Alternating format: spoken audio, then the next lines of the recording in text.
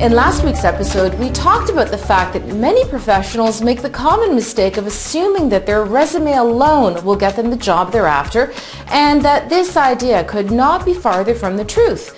Remember, you are not your resume.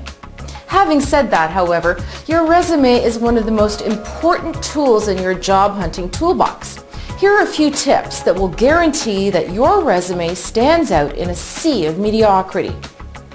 A resume should be bold, exciting, and enticing, like the description of a perfect gourmet meal, but written in a concise, professional manner, like an invitation to the White House.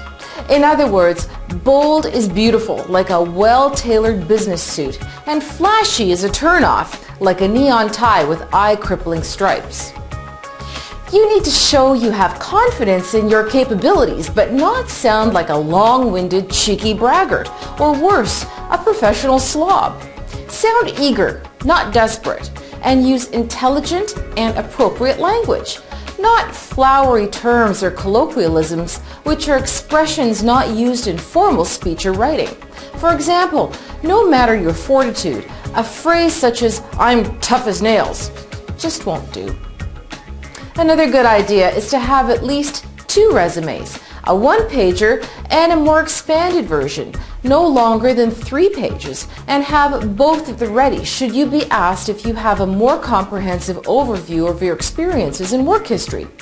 If you should have more than one marketable skill, consider having a separate resume prepared that focuses on each skill, just in case you are open to or are looking for a position that highlights your other area of expertise.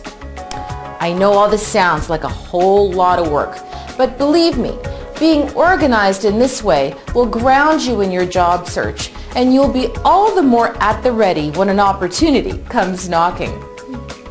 The most important thing to do, however, if you're going after a specific job, is to write a targeted or custom resume.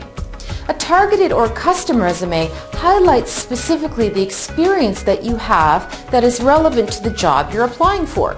It's more time-consuming than just sending in the resume that you already have. However, it's well worth the effort, especially if you're applying for a position that you feel was created with you in mind. And haven't we all seen those opportunities in our careers? If you do spot this kind of a once-in-a-lifetime opportunity, don't muff it by assuming that your generic calling card or your standard resume will do the trick. Chances are, it won't.